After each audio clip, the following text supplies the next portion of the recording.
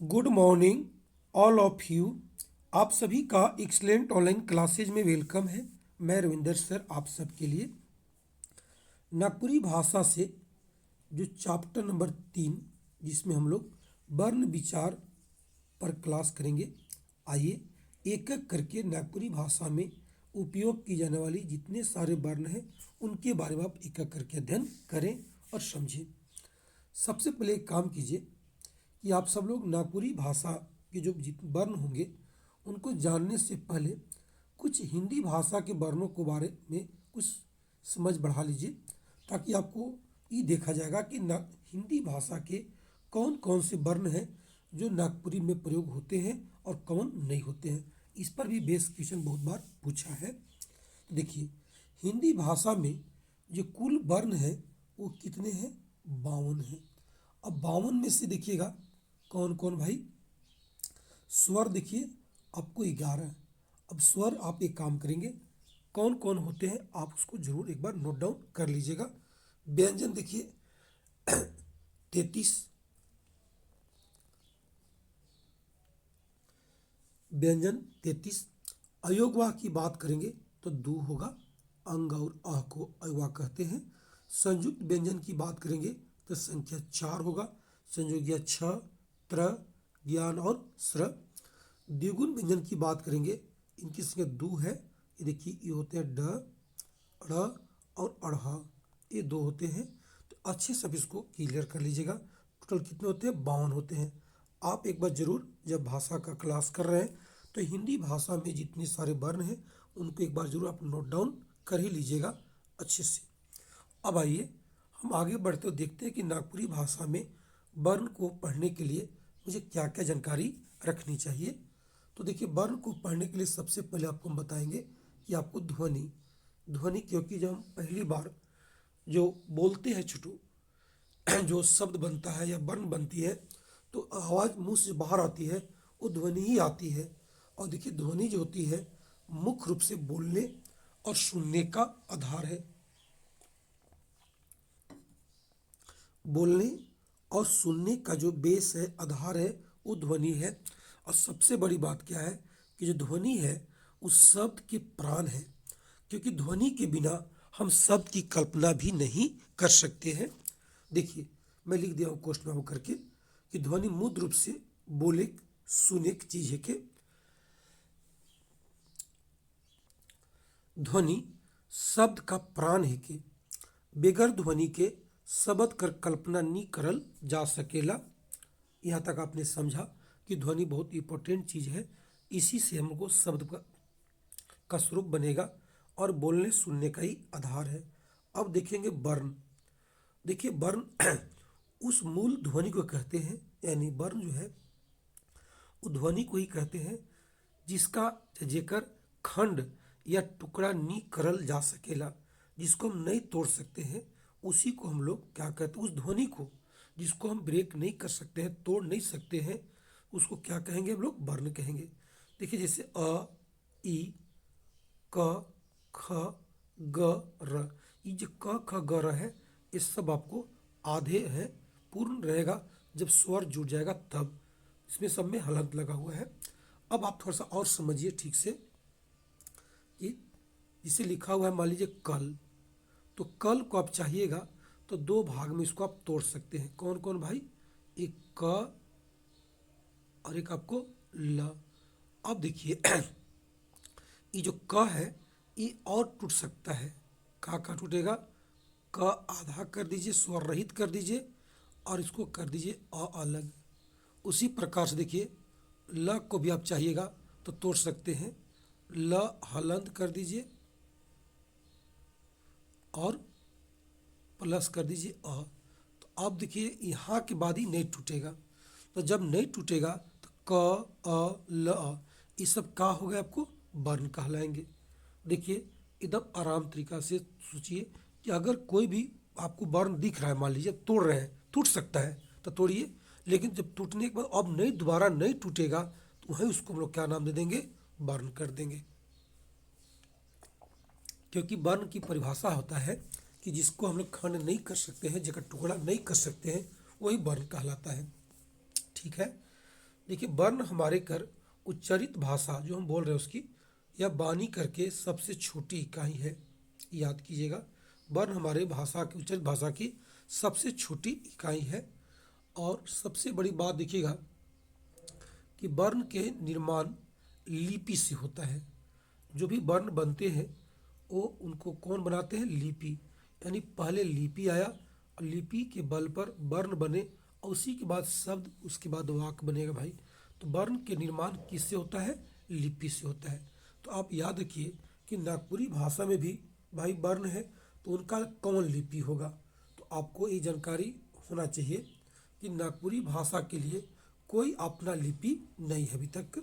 देखिए लिखा हुआ है कि नागपुरी भाषा की अपनी लिपि नहीं है। बहुत बड़ी बात याद रखिएगा कि नागपुरी भाषा की अपनी लिपि नहीं है, परंतु इसके लेखन में कई लिपियों का प्रयोग होता है।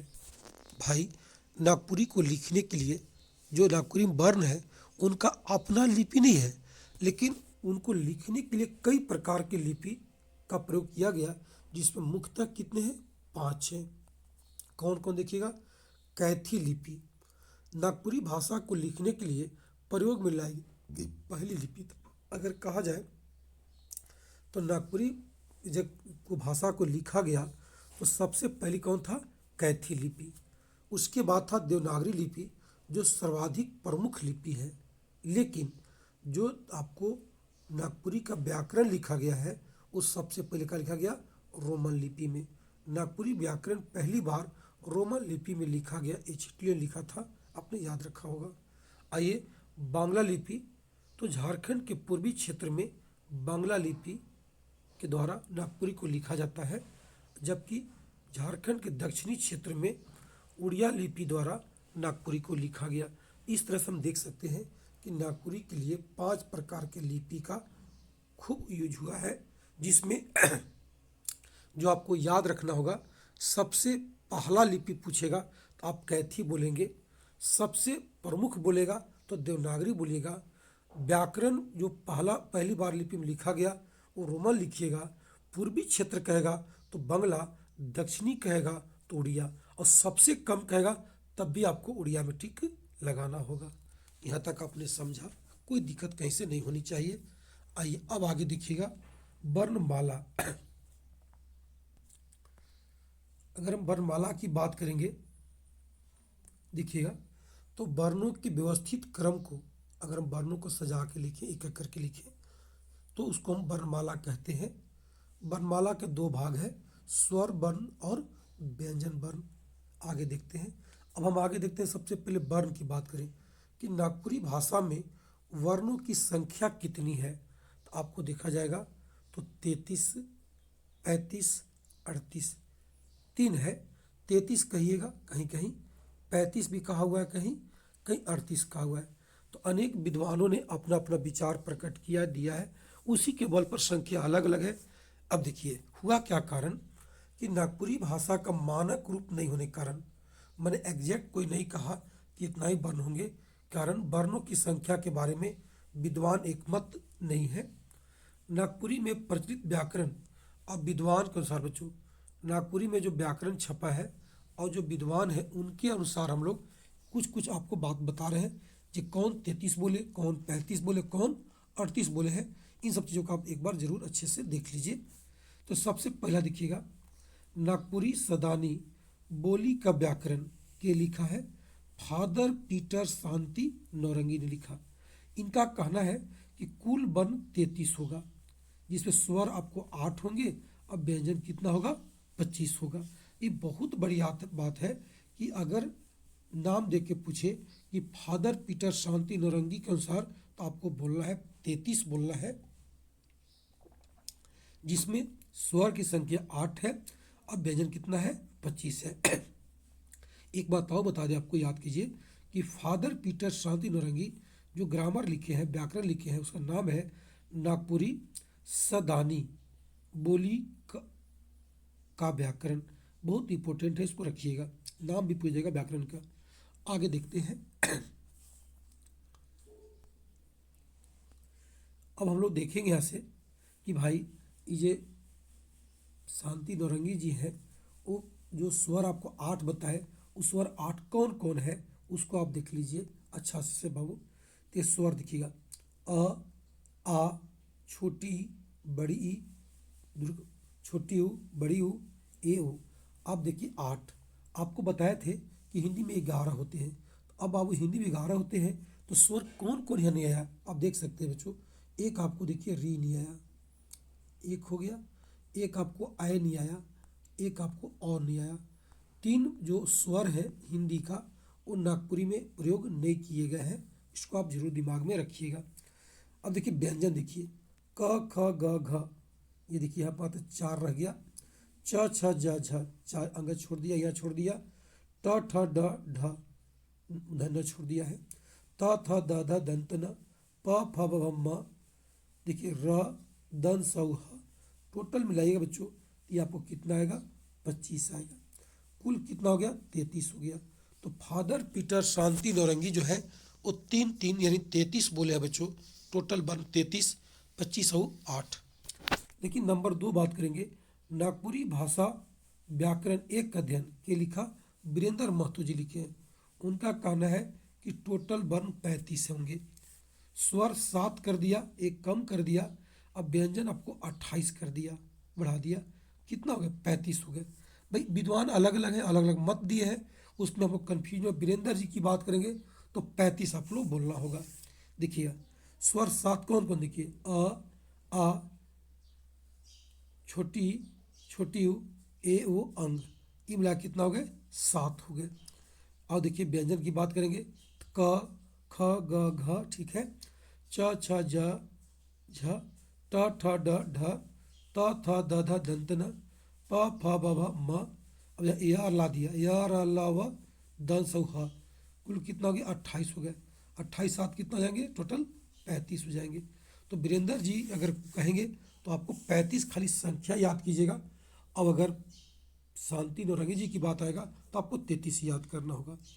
अब देखिए नंबर 3 की बात करेंगे, 16 जुलाई 23 के राम लखन सिंह यादव कॉलेज में नागपुरी भाषा के वर्णों के प्रमाणीकरण के लिए बैठक हुआ कि भाई अलग अलग विद्वानों का मत है, ठीक बात नहीं, सबको बैठिए वो हल कीजिए। तो उसमें निर्णय लिया गया कि कुल वर्ण 38 रहेंगे और स्वर जिसमें 8 होंगे और व्यंजन कितना हो जाएंगे 30 बाबू। तो अभी तत्काल में अगर पूछेगा नया की बात करेगा तो 38 वर्ण की बात आ चुकी है, बस जान लीजिएगा। स्वर देखिए 8 वही रहेंगे, आ, छोटी ई, बड़ी ई, छोटी यू, बड़ी यू, ए और ओ, 8 बाबू। लेकिन अगर हम लोग आगे बढ़ते हैं, देखिएगा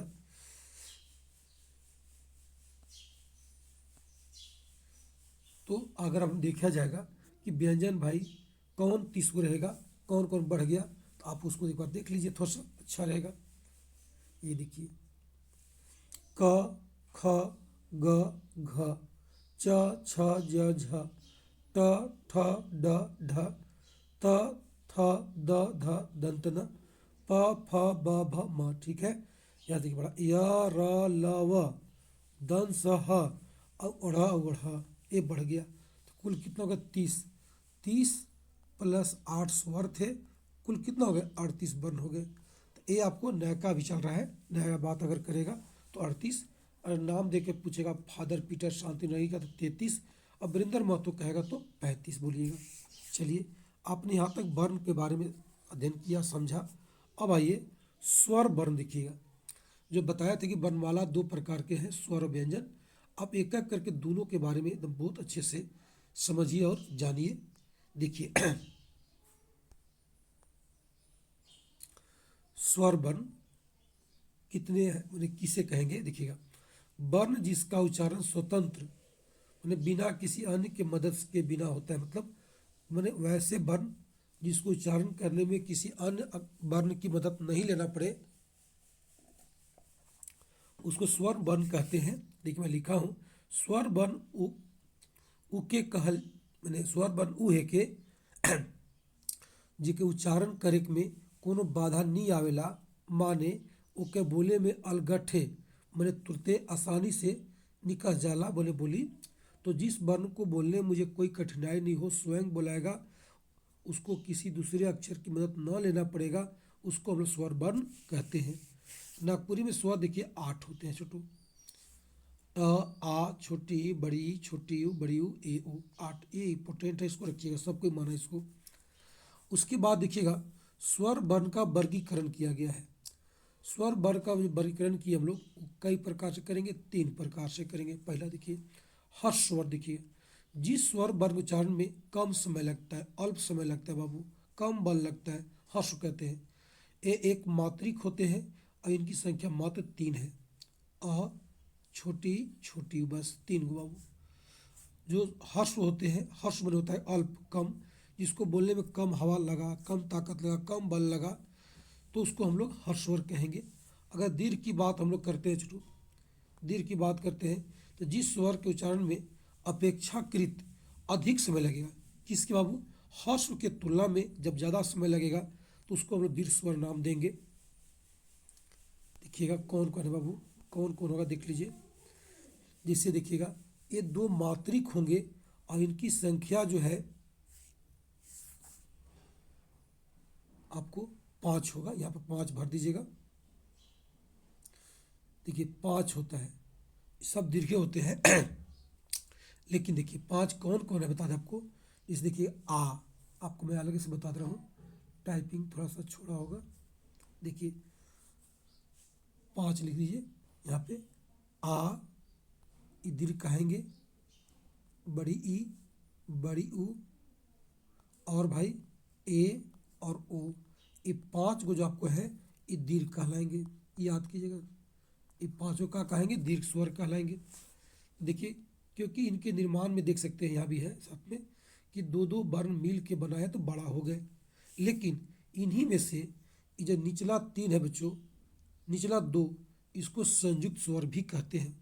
देखिए अगर आप पहले कन्फ्यूज मत होइएगा, 3 5 के 5 आपको दीर्घ कहेंगे। उन 5 में से जो 2 होगा निचला, उसको हम लोग दीर्घ स्वर, संयुक्त स्वर भी कह देंगे। क्योंकि देखिए दीर्घ संयुक्त स्वर उसको कहा जाता है कि जब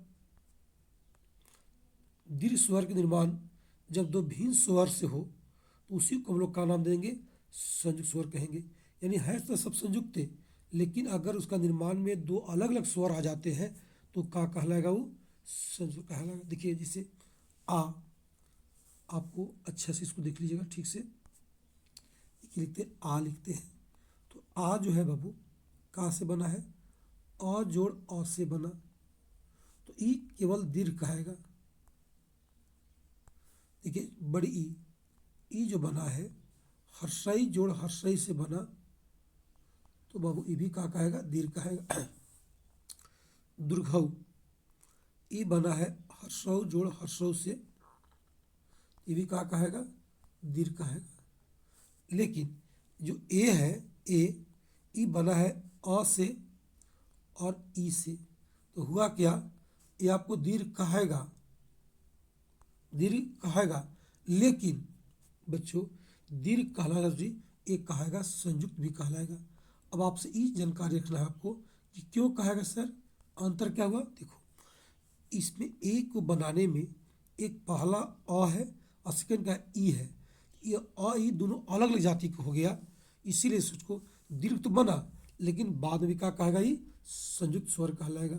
जबकि देखिए आ में अ दोनों एक ही चीज हुआ है, दीर्घाई में ई उ, मतलब जब एक ही चीज रहेगा तो केवल दीर्घ, और दोनों 2 वर्ण हो जाएंगे, 2 प्रकार के हो जाएंगे, तो बच्चों का कहेगा दीर्घ के साथ साथ आपको संयुक्त वर्ण भी, स्वर भी कहलाएगा।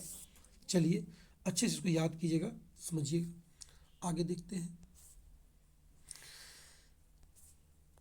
देखिए नागपुरी भाषा के स्वर अभी आपको दिखाए थे, जिनका नागपुर है स्वर, जिनका नागपुर है प्रयोग। देखिए यहाँ आपको अच्छे से समझिएगा, नागपुरी भाषा के स्वर जिनका नागपुरी भाषा में प्रयोग सीधे तौर पर नहीं होता है, नहीं छोटू, इसको आप क्या कीजिए, काट दीजिए, इसको ऐसे पढ़िए, इसको आप ऐसे पढ़ लीजिए, ठीक रहेगा।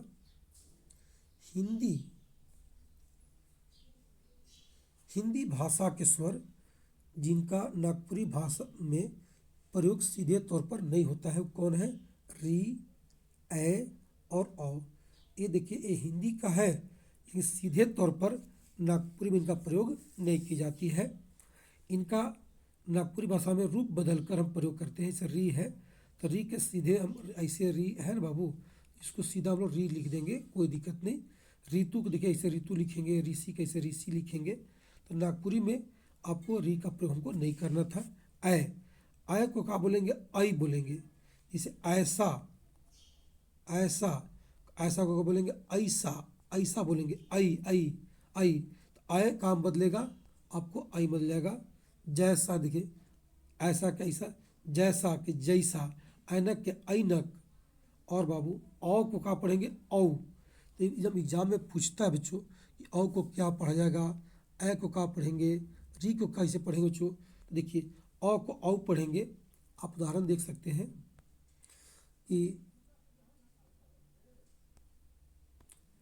और के का चुटू लिखा हुआ है और, मौखिक का लिखा हुआ है मौखिक, औरत का लिखा है औरत। बस ये जानिए औ को आपको औ पढ़ना है बाबू। बस इतनी सी छोटी सी बात आपको दिमाग में रखना है, हो जाएगा।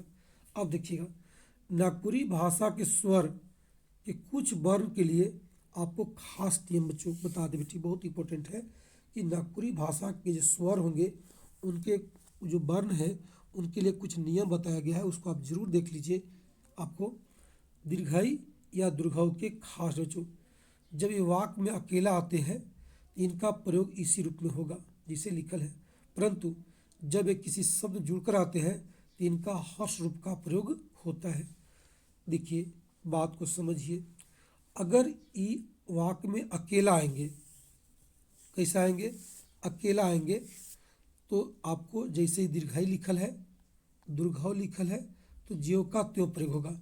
लेकिन जब कोई शब्द में जुड़ करके आएंगे तो इनका दीर्घ रूप नहीं हर्ष रूप का प्रयोग की जाती है। देखिए जैसे ई लड़का, ऊ लड़का, दोनों ठीक है। परंतु देखिए भाई, अगर भाई ऐसे लिखिएगा तो नागपुरी हो जाए गलत, भाई लिखाता है ऐसे, यानी दीर्घाई का बन गया, ये हर्षव बन गया है, बस कुछ नहीं। ऊपरे देखिए, ऊ लड़का है, ऊ ठीक तरीके देखिए ऊपरे, बाबू ये गलत हो गया, क्या होगा, ऊपरे ऐसे लिखाएगा, क्योंकि अभी आपने समझा कि दीर्घाई जब अकेला आएगा तो उसको यूज में कोई गलती मत कीजिएगा, लेकिन जब कोई शब्द जुड़ कर आएगा तो उसको बदल दीजिएगा, का में हर्ष स्वर में। बस इतने ध्यान रखिएगा, उदाहरण को ढंग से देखिएगा, समझ में आपको। अब देखिए आगे बाबू क्या लिखा हुआ है, देखिएगा अंग, अंग का प्रयोग देखिए नागपुरी में अंगा, ज्ञान, अंगा, इया, न म के बदले में किया जाता है, मैंने इन सब के बदले में अनुस्वर आप अंग का प्रयोग करेंगे। अब विसर्ग का प्रयोग नागपुरी में नहीं किया जाता है। तो ये सब चीज़ आपको छोटी छोटी बातें थी, जानकारी रखना चाहिए। अब देखिए व्यंजन वर्ण, स्वर वर्ण की सहायता से जितने सारे वर्ण बोले जाएंगे वो सब व्यंजन वर्ण कहलाएंगे। और नागपुरी भाषा में कुल प्रचलित जो व्यंजन वर्ण है उनको देखिएगा। जिस देखिएगा कवर्ग, क ख ग घ तक, चवर्ग, च छ ज झ, टवर्ग, ट ठ ड ढ। तो आगे देखते हैं,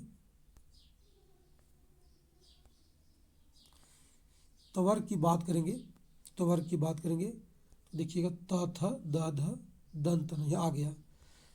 पवर्ग की बात करेंगे तो प फ ब भ म तक, अंतस्थ, य र ल व, उष्म, दंस और ह, द्विगुण की अड़ाऊ अढ़। यही बच्चों 30 को टोटल वर्ण है, जो है व्यंजन वर्ण है, जो नागपुरी में अभी तक यूज की जा रहे हैं। अब देखिएगा हिंदी भाषा के व्यंजन वर्ण जो नागपुरी में सीधे प्रयोग नहीं है या रूप बदल कर आते हैं, उनको देख लीजिएगा। अंग, अंग नहीं आता है बच्चों, ठीक है। इया नहीं आता है, उधर नहीं आएगा, आएगा बाबू, ई का बन के आएगा, न बन के आएगा। गुण की देखिए गुण लिख देगा। यह का बनेगा ज, योग के जोग लिखेगा, यदि के यदि लिखेगा। इस सबसे एकदम आराम तरीका से समझ बच्चों कि हिंदी भाषा के कौन व्यंजन है जो बच्चों जो नागपुरी में नहीं आता है, आता भी है तो रूप बदल के आता है। तभी आपने देखा समझा कि अंगा नहीं आएगा, इया नहीं आएगा, लेकिन मुधैन आएगा, का बन के आएगा, दंत्र बन के आएगा। यह भी आएगा, का बन के आएगा, ज बन के आएगा। यह नहीं बदलता है जब शब्द के बीच में आता है, जैसे सियार। अभी आपने ई देखा, ई समझा कि यह को का बदल दिए ज में, कब, जब ये वाक्य के शुरू में आएगा, जब वा के जब बीच में आएगा बच्चों तो मत बदल दीजिएगा। जैसे सी आर लिखल है तो सी आर ए रहेगा, सी आर मत लिखिएगा। वायु के वायु रहेगा। कहने का मतलब हुआ कि अगर यह शुरू में आ रहा है तो उसको ज लिख देंगे, लेकिन बीच में आएगा ज्यों का त्यों छोड़ देंगे। आगे देखिएगा, वह बन जाएगा ब। जब शब्द के शुरू में आता है तो वन के हो जाएगा बन, वानर के हो जाएगा बानर, वायु के वायु। लेकिन वह वही वह देखिएगा नहीं बदलेगा कब, जब बीच में आएगा 51 के 51 रहेगा, व्यवहार के व्यवहारे 51 के 51 मत बोल दीजिएगा। तो यानी कहने का मतलब हुआ कि आपको यह ज में बदला, वह ब में बदला, लेकिन आपको जब शुरू में आएगा तब, अगर बीच में आएगा तो इस दोनों को मत बदलिएगा। बड़ा इंपॉर्टेंट है यह और वह को रूल आप देख लीजिए ठीक से। आगे आइए, देखिए लिखा हुआ है एकदम आसान तरीका से तालाबे से। देखिए तालाबे से जो आपको है वो बदल जाएगा दंश में। देखिएगा, और जो मुदहंस है वो बदल जाएगा दंश में और ख में, यानी तालब सा और मुदहंस दोनों बदल जाते हैं दंश में, याद रखिएगा। और जो दंश है ये स्पेशल बदलेगा, आपको कभी कभी ख में बदल जाएगा। देश देखिए देश लिखा हुआ है, सुबह के देखिए दंश सुबह कर दिए, शेष के देखिए शेष हो गया। अब देखिए तालाबे से क्या बदल रहा है, सब दंश से बदल रहा है। भेष हो जाएगा भेक, ये देखिए मुदहंस बाबू का बदल गया, ख बदल गया। भाषा,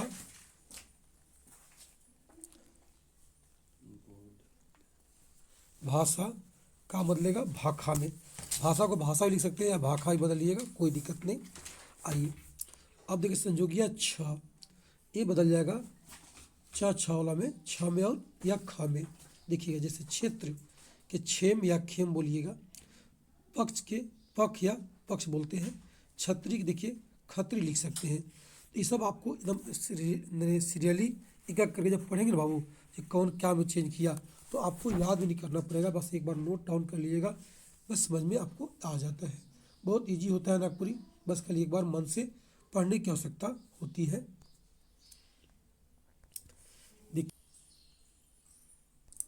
लिखा हुआ है ल काम बदलेगा, आपको र बदलेगा। फल को क्या बोलेगा फर, हल्दी को क्या बोलेगा हरदी, हल को बोलेगा हर। नागपुरी भाषा में देखिए क्री मृ लिरी का प्रयोग नहीं होता है। जैसे कृपा के लिखे पूरा लिखा कृपा, मृत्यु मृत्यु देख रहे हैं ना, ऋतु के ऋतु, कृष्णा के तृष्णा, कृष्णा के कृष्णा ऐसे लिखता है। और नागपुरी भाषा में शुद्धाक्षर का प्रयोग नहीं करते हैं, मतलब आधा प्रयोग नहीं कीजिएगा कभी भी। जैसे मुक्ता पूरा लिखे मुक्ता, प्रयोग पर योग, विप्सा विप्सा के विप्सा, मुख्य क्या हो जाएगा मुद। ऐसे बच्चों आपको आराम से बदलते हुए चलिएगा कि हिंदी भाषा के और नागपुरी भाषा के शब्दों में क्या अंतर हो रहा है, आप तुलनात्मक देख लीजिएगा, बस आपको याद हो जाएगा। अब आइए व्यंजन वर्ण का वर्गीकरण थोड़ा सा कर लेते हैं, समझा लेते हैं आप लोग को। देखिए स्वतंत्र कंपन जो हमारा बोलते हैं उस आधार पर दो होता है, एक अघोष अघोष। अघोष को ही अल्प प्राण कहेंगे, अघोष को क्या कहेंगे महाप्राण कह लेंगे। देखिए अघोष वर्ण, जिन व्यंजन का उच्चारण बिना कंपन के या कम हवा के साथ होता है बच्चों, उसको अघोष या अल्प प्राण कहते हैं। एकदम आसान है। अल्प प्राण, अल्प माने होता है ये छोटा कम, तो जिसको बोलने में कम हवा मुंह से निकले, कम या कंपन हो उसको क्या बोले, मतलब कम बिना कंपन का हो, कंपन ना हो उसको क्या बोलेंगे हम लोग अघोष बोलेंगे। बस एक काम कीजिएगा आप लोग इसको जानकारी के लिए, अघोष मतलब घोष माने कंपन, अघोष माने कंपन नहीं, अल्प माने कम, प्राण माने हवा, बस कम हवा निकले कंपन न करे उसको अघोष बोलेंगे।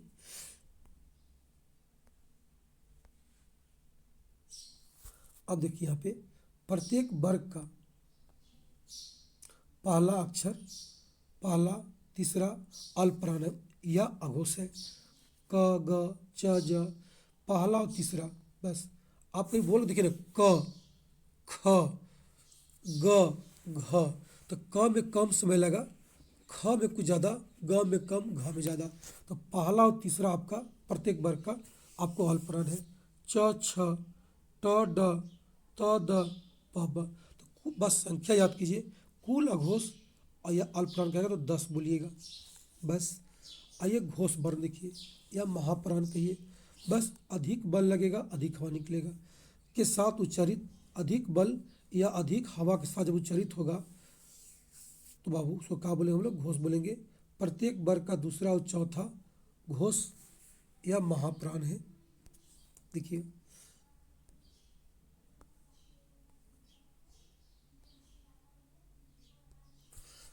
देखिए क ख छ झ ट ड ढ थ ध फ भ। ये बाबू कुल से कितना 10 है।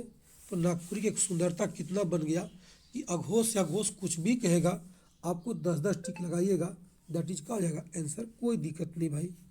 बस यहाँ तक रखिए इसको। अब हम आगे देखते हैं कि जो हम लोग वर्ण है, ये अगला टॉपिक है, बहुत इंपॉर्टेंट टॉपिक रहेगा कि वर्ण मानक का उच्चारण स्थान।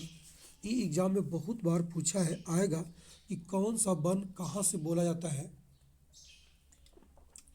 हमारे जो कंठ है वहाँ जो आवाज़ चलती है तो कहाँ कहाँ से टकरा के मुंह से बाहर आती है, जहाँ से टकराएगी उसी को उच्चारण स्थान कहते हैं। और बहुत बार एग्जाम में पूछा है, फिर पूछ सकता है, इंपॉर्टेंट टर्म है, इसको आप याद कर ही लीजिएगा। देखिए अगर हम बात बोले कंठ का तो देखिए अ आ क ख ग घ, अंग लिखा हुआ है कोई दिक्कत नहीं, हाँ इस सब कहाँ से बुलाएगा आपको, कंठ से बुलाएगा। अब बोल देखिएगा, कंठ के पास अपना उंगली रखिए, हाथ रखिए, क पता चलेगा हलचल वही हो रहा है तो कंठ हो गया। छोटी बड़ी च छ ज झ इया या तलब स, ये सब तालु है। तालु जो आपका जीव है चटू से दिखेगा। आप बोलिए च तो लगेगा जो ऊपर जाकर सट रहा बच्चों, वो तालु कहेगा। मूर्धा री ट ठ ड ढ मूर्धन्य र मूर्धन्य स, ये सब क्या है, मूर्धा है। ऐसे तो हम याद किए हैं कि तालब स मतलब जितना परिवार जो ताल हो जाएगा। तो इस तरह से आप याद कीजिएगा, मान खुद बोलते हैं तालब स तो तालब स जाएगा तालु, खुद बोलते हैं मूर्धन स तो जाएगा मूर्धा, मूर्धन स। आइए दंत देखिएगा, त थ द ध दंत न ल स, ये कहेगा दंत, दंत कहेगा। ओष्ठ देखिए बच्चों, ओष्ठ देखिएगा, बोलने से ओष्ठ में हलचल होगा, उ प फ ब भ म, सब का कहेगा, ओष्ठ कहला जाएगा। इस तरह से एकदम बिल्कुल इजी में एकदम आसान तरीका से आपको इसको याद कर लेना है। आगे देखते हैं। अब हल्का सा हम टोटल वर्ण को आपको परिचय करा दे रहा हूँ ताकि आपको भविष्य में कोई प्रकार का दिक्कत न हो। टोटल वर्ण को एक साथ सजा करके जो कौन वर्ण को कैसे कैसे कहा गया है उसको आप देख लीजिएगा अच्छा से। देखिए एक बार आइए, अब स्वर ध्वनि, स्वर नहीं स्वर ध्वनि मतलब कौन कौन वर्ण है जो भावेल साउंड लेके आएंगे, स्वर ध्वनि साउंड लेके आएंगे, उनके बारे में एक एक करके आप जान लीजिए। इसे देख लीजिएगा। मूल स्वर अ आ ई उ री, सुनिएगा ए ओ औ, ये सब आपको हिंदी में था, आप देखे होंगे। चलिए अगर हम व्यंजन की बात करेंगे, इतना साउंड ले रहा है सब। अगर स्पर्श की बात कीजिएगा तो क ख ग घ, कंठोला, तालब, मूर्धन्य, दंत, ओष्ठ, ये जो 5 वर्ग है इसको स्पर्श व्यंजन भी हम लोग कहेंगे। देखिए य र लव को अंतस्थ कहते हैं। पूछेगा भाई य र लव, क्योंकि इनका जो स्थान है स्वर व्यंजन के बीच का है। तालब स, मूर्धन्य स, दंत स, हाँ ये क्या कहते हैं, उस व्यंजन कहलाते हैं। संयोगी छ त्र ज्ञान और स्र, ये कहलाते हैं संयुक्त व्यंजन कहलाते हैं। द्विगुण देखिएगा, अड़ा उड़ा, ये द्विगुण कहलाएंगे। अनुस्वर देखिए ऐसे लिखा हुआ है विसर्ग, ये क्या कहेंगे आपको, अनुस्वर, और क्या कहलाएंगे, विसर्ग कहलाएंगे। तो कॉमन वर्ण को क्या कहेंगे एक एक करके आपको जानकारी रखना चाहिए ताकि एग्जाम में अगर पूछता है कि उस व्यंजन कौन है, संयुक्त व्यंजन कौन है, आपको ई कहेगा अंतस्थ कौन कौन है, तो आपको जानकारी होगा तो आप आराम से उत्तर दे पाएंगे। अब देखिएगा, अगर हम आगे चलते थोड़ा सा अर्धस्वर की बात करेंगे। देखिएगा, य और व अर्धस्वर कहलाते हैं। अगर हम पार्श्विक बात करेंगे तो र, अंग और ल, ये तीन को हम लोग पार्श्विक बोलते हैं। लुंठित, र को, ह को, ढ को और लह को, ये आपको लुंठित वर्ण कहलाते हैं। एकदम इम्पोर्टेंट है भाई, सब रखिएगा। अनुनासिक, अनुनासिक का देखिए चिन्ह जो होता है बच्चों, इसे होता है चंद्र बिंदु होता है। इसका उच्चारण नाक और मुंह से होता है, से रांची, चांद, दांत, गांव, हाथ। अगर जहाँ लगा बच्चों, ये आपको अनुनासिक कहलाएंगे।